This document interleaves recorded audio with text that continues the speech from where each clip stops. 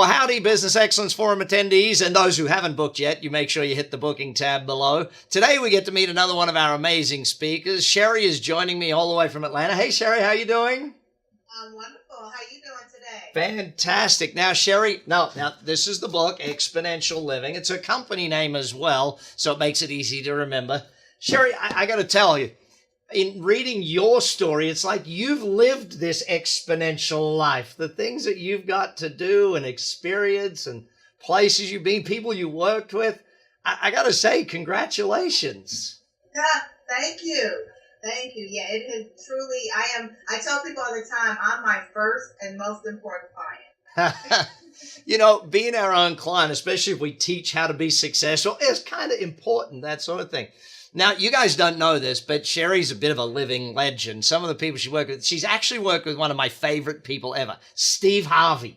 You got to teach and coach for Steve and work at the success things. Is he really that gregarious in real life? Yes. Yes. I've had the pleasure, I'm really good friends with his daughters. So I've had the pleasure of being with him on camera and off camera, as well as just in his home when he's just Steve. And that is really him. Like, he is generally that guy. The only difference is when he's off camera, there's quite a few more cuss words. You know, my kids and I literally we record the show and we sit there arguing Family Feud. We're like arguing and laughing at the guy. So you were coaching for his Success Institute as well, and doing that. That must have brought you in contact with a lot of young people, a lot of people that really needed your help. Yes, I really love what he was doing, because he really is, I mean, as successful as he was as a talk show host, as a comedian, he started to fill this pool of people that were really feeling like he was an anomaly and they couldn't do what he was doing. And he's just like, no, like, I'm the same guy that was homeless. I'm the same guy that lived in my car. I'm the same guy that had failed marriages. Let me share with you what I've done. And so that migrated into him wanting to start the motivational side of his business. And I was so honored to be one of the first life strategists and speakers that he worked with and allowed to be a part of that journey. Yeah. So it was so many people that were just hungry. You know, they were just hungry for the information on how to really transform themselves. Yeah, yeah. And transformation is a big part of what your book goes about, but it's also about, I love the philosophy that you've evolved with of peace is the new success. How did it just strike you one day? Did it come over a period of time? What was it? It literally struck me one day. And it came from, you know, as you shared, just my journey of working with some of the most influential people in the world in sports, entertainment, politics, academia, corporate America. But I found this unique thread amongst many of them is they had the fame, the fortune, the access, the influence, and many of them were very, very unhappy. And so many of them had gotten to levels of success where money wasn't the issue. They could buy whatever they wanted to buy. They could go anywhere they wanted to go. And I realized, I said, wow, you know, really success is more than just money and titles. And it literally just came to me. Peace is the new success. But here's the key, Brad. I immediately had it trademarked. See, she's good at business as well, guys. Remember that. You know, because it's interesting, though, when I look at it, Sheri, of how you apply that to business, too, because business people are some of the, well, I guess most stressed out people on the planet. Yeah. Yeah, and what I've really, you know, I guess tapped into from a corporate standpoint is the idea of mental health. You know, more people now are starting to understand it's more than just diet and exercise, right? It's really about our emotional strength, our personal development, because what I found is, you know, what we deal with between 6 p.m. and 9 a.m. directly affects how productive we are between 9 a.m. and 6 p.m. And so when we have that life that's out of balance, and I hate the word balance, but for the sake of right now, when we have that life that's not in balance with our personal development, which is our personal equity, then we aren't as productive at work. Yeah. We aren't as productive in our career. So I'm glad people are really starting to be open to the idea. Because when I started this journey, people thought I was crazy to talk about peace, clarity, and courage. They're like, girl, please, I'm trying to make money. You know, if you look at it though, clarity, courage, these are all business traits as well as human traits. And I know, because the word balance too, I struggle with it some days. Ivan Meisner of B&I gave me a great word. He said, why don't we just use the word harmony instead? And I know that's a much better word for that one. But let's go back to the concept, because when you work with, like, say, Coca-Cola, or you work with TNT, or actually the one that I want to ask you more about is the NBA, because the NBA has a whole entertainment side too. And of course, again, lots of very famous, successful people, but finding that inner harmony, if I can stay with that word, the peace.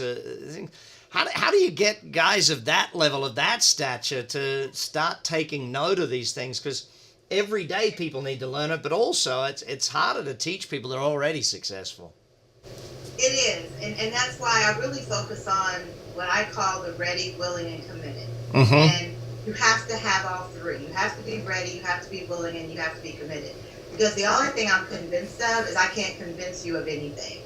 And so if you're not at that level of understanding or maturity or even openness, then I don't try to force it. But there are many, many NBA players and entertainers and other what I call high achievers that they've reached that pinnacle of success, and I call it the 4 pain points, where they're either like, okay, now, what's next? Or they're going into retirement. So they spent their entire youth, high school, adult life, from 6th grade, Pee Wee ball, AAU basketball, to now in their 20s, doing this sport they love, and they hit retirement before 30. And they have no idea what to do. Yeah. They don't even know what interests they have. They don't know who they are. Yeah. And so those are the athletes that are very open and ready to learn about that other 90% of who they are. Yeah. Yeah. And I think business people as well, and be it like, I know even for my team, helping them determine who they are and what they want, it makes them better people, because the more focused they are, the more they achieve what they're after. Now, by the way, you also work with one of my favorite artists, Toni Braxton. Now, it's like, people are like, really? Toni Braxton's one of your favorites? Yes, it's like, at TLC you worked with too. It's like, these are some great people. But Usher has the most amazing words about you in this and that sort of thing. So it's really interesting, because I know when I go to coach very successful business owners, you have to be really on point. Whereas a lot of people who are just starting out on their journey of finding inner peace and those sorts of things, one switch from the stuff you teach in your book is going to be there. And I want to start with one of them. You use a lot of acronyms, and one of them is the ONE, Overall Navigating Edge. And I really liked that concept. If you could just give people a taste of that, because now Sheri's going to be teaching you a whole bunch, but I just want to touch on a couple of things today and make sure you realize how much of a legend she is. So when you're there ready to take notes, you learn from the master. Take us through that one and why that one's important for people. Well, like you said, with a lot of us, corporate executives, leaders, high achievers, we're good at many, many things, right? And that's also our downfall, is that we're good at so many things. And so the thing that we lose out on is the clarity. We lose out on what are we really going to focus on? Or we become so myopic, so narrow, that we lose a lot of those amazing social skills. And so what I wanted us to hone in on is what I call our one thing, that overall navigating edge. Meaning, when you strip everything away, and I use Sean Diddy Combs as an example. I mean, he has a clothing line, he had a record label, he has a television network, promoting all of these many, many facets of making money and building business. But when you look at the core of who and what he is, his overall navigating edge, he's a promoter. He's an absolutely brilliant promoter. Steve Harvey, that we talked about earlier, television host, radio personality, all these things. But at the core, and I've heard Steve say this many, many times, at the core, he's a comedian. That's his overall navigating edge. And so when we really tap into what is the one thing, what is the one thing? Mine is my overall navigating edge is my ability to listen. Everything I've done as a marketing director and my success with TLC, Tony Braxton, etc., is because I listened to what they were saying, I listened to what they weren't saying, and then I was able to take that, create marketing strategies that help cultivate, catapult them into the stratosphere of pop stardom. As an empowerment speaker, I'm listening. What does the audience want to hear? It doesn't matter what I want to say.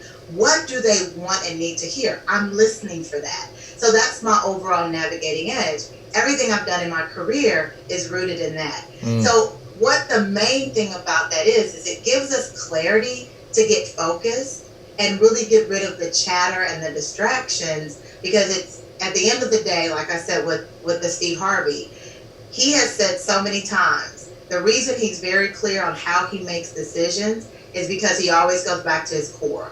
However I'm going to do this, I have to be the comedian. I have to be the person I am to be successful in this. And a lot of times we lose that core because we're chasing the money without really knowing how we can prosper in this field or in this purpose, really being true to our core. And I say all the time, the worst thing we can do is to be very successful is something that we really don't like doing. And I've met a lot of those people. I've met a lot of people that are very successful and they're not in their core and it's not really what they want to do. So I just want to always help people identify that core. What is that overall navigating edge? And then build from that. In any career you're going to choose, as long as you're true to that core, you're going to be prosperous. You're going to be prosperous financially, emotionally, and spiritually. Yeah. And that lesson applies to business. If your business doesn't stick with its core, your marketing, I mean, you guys don't know, but her career in marketing is phenomenal as well. So it's like, I don't know which subject I want to get her to speak on for everybody. But and I'm still a marketing girl at heart. Oh, yeah.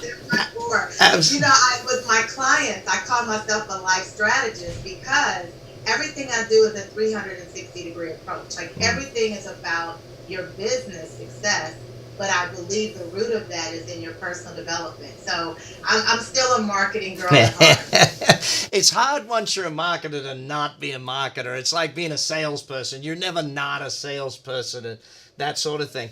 I know when I look back and one of the greatest teachers I ever had, Reverend Ike, he was Dr. Frederick Ike Carter. He was a preacher on the subject of money in Harlem back in the 60s and 70s. And he used to always put it, I never let my subject get in the way of what I have to say. And I think that it's so true for you as that core, finding who you are and knowing what you are.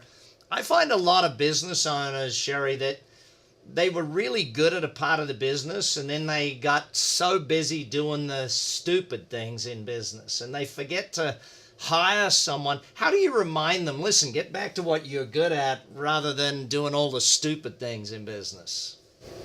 Yeah, the one thing I really help my entrepreneurs and corporate clients and business executives with is being able to identify when an opportunity is actually a distraction.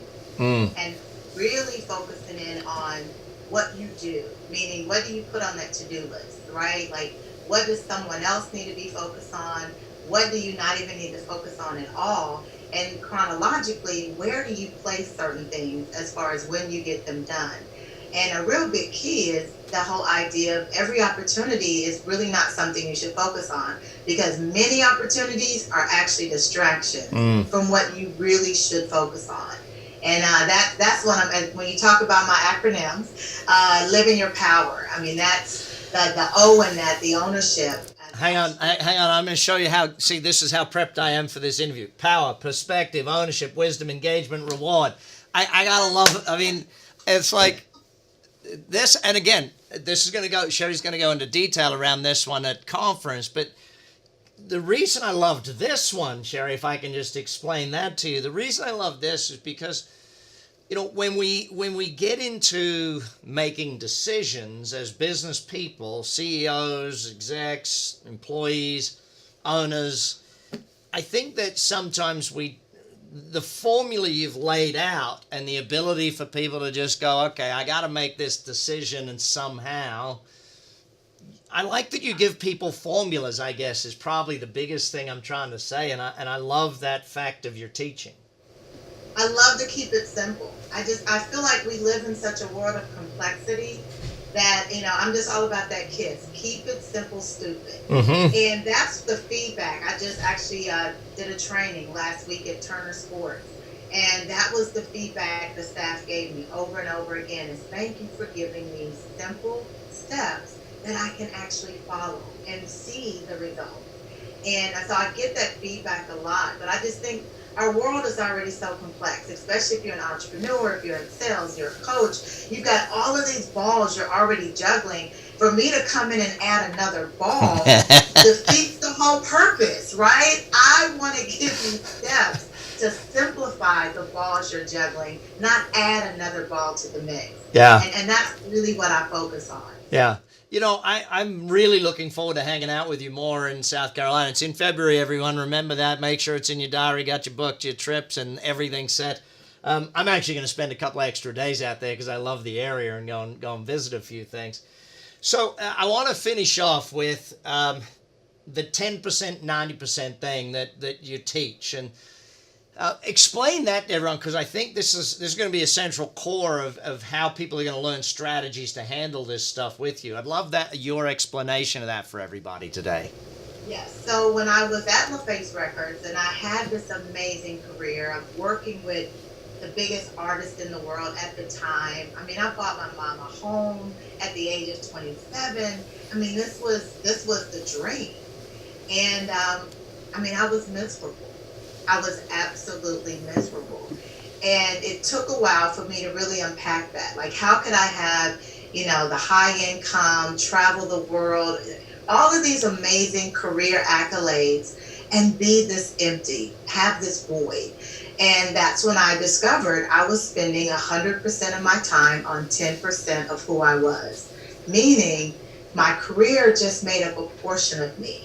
There was so many other elements of me that I just wasn't tapping into, which I found to be true of almost all of us, right? We have hobbies. I was traveling the world, but I never did anything. You said you're going to go to Charleston and stay a couple days.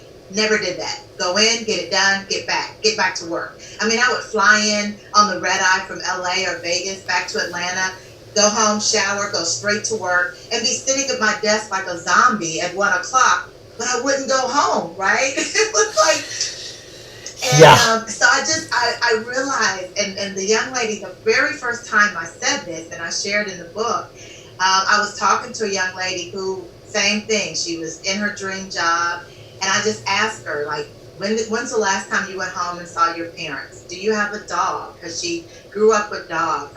Are you singing in the choir? Because I know she loved to sing in the choir. And she was like, no. And I basically said, how do you expect to get 100% of your fulfillment when you're living only 10% of who you are? You have to stop living 10% of who you are. And in that moment, I knew I'd hit lightning in the bottle. Like, it literally said everything. Stop spending 100% of your time on 10% of who you are. And that's really the journey that I want to take people on with those 9 principles, is really give us simple step-by-step ways to discover for some of us and to really commit to others of us those other 90%. And it could be simple things. There's people I meet and they can't tell me the last time they read a book, not read for work, but just read a book, and it's the simple pleasure, or the last time they traveled for personal reasons. I've met some people that literally can't tell me the last time they laughed. And I mean, not at a Kevin Hart movie, right? Yeah. But I mean, in day-to-day life. I know it's interestingly enough, when I started Actioncoach, I put the tagline in because being in business should give you more life. And what I found was the same as you. I found people who business was taking their life away from them, not giving them more life. And that's one of the reasons we run this event, is to give people more life so that their business works so they don't have to. So, Sheri, I can't wait to hang out with you. I can't wait for you to teach everyone the full 9 principles and teach us all the great things. Gang, if you want to read it beforehand, jump on Amazon, Exponential Living. Read it now. Sheri Riley, thanks for your time today. Look forward to seeing all of you guys in South Carolina.